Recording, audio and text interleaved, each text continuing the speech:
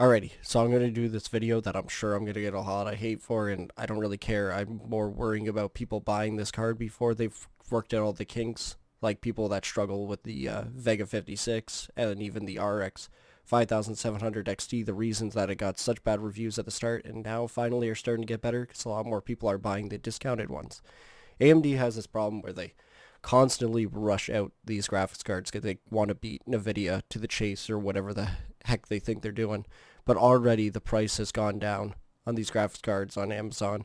Maybe that was supposed to be the original price, and then they're like, we're not selling it for that much. We're going to pull it down regardless. What happened is, for those of you that don't know, when they released these cards to all these testers, where they gave them, a perfectly working card, and they said test it. Well, hopefully it's perfectly working. You think they would test these cards when they're giving them to reviewers, how most people decide if they're going to buy something or not. They gave out all these cards, and then they said, hey, like, don't test them. Like, we have better updates. You need to update the BIOS yourself, do these BIOS updates. And basically what they did was they basically just overclocked the living bejeebus out of this thing. So the problem that could be is that it could overheat. Now, yesterday, I always check out the user benchmarks because I am potentially going to buy one of these things because I need to get a replacement for my RX 580, but I'm actually more leaning towards just getting another 1650 Super because that card ran pretty good. The one that I had was loud and small and not quite as fast and kept underperforming. So I want to just get a full-size one from Gigabyte that's going to be perfectly solid and sound.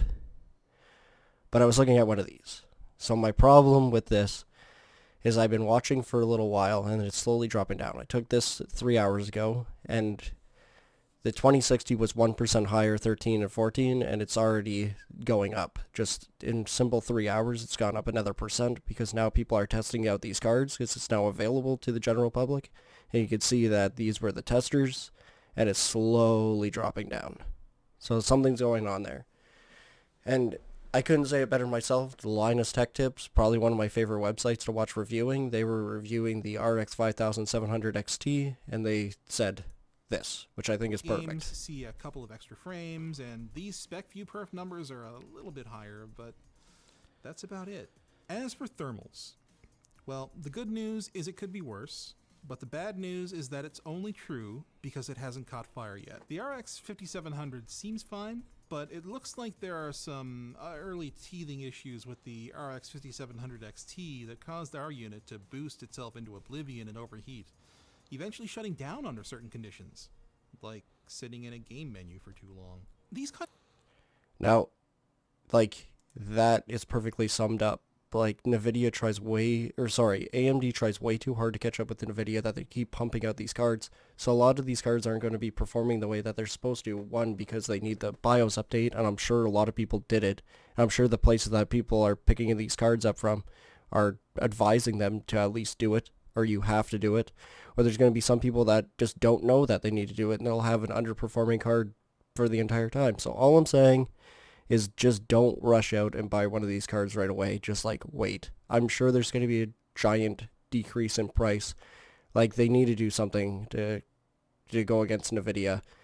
NVIDIA just stole the lowest ranking card, which before was the RX 570 for a really long time. They came out with the GTX 1650 Super to take the new starter card. Like, they're winning by a lot. There's no card that really does the exact same as it. I already tested my RX 580 4GB against it, and it beat it by 15 frames on, like, every single game I tried.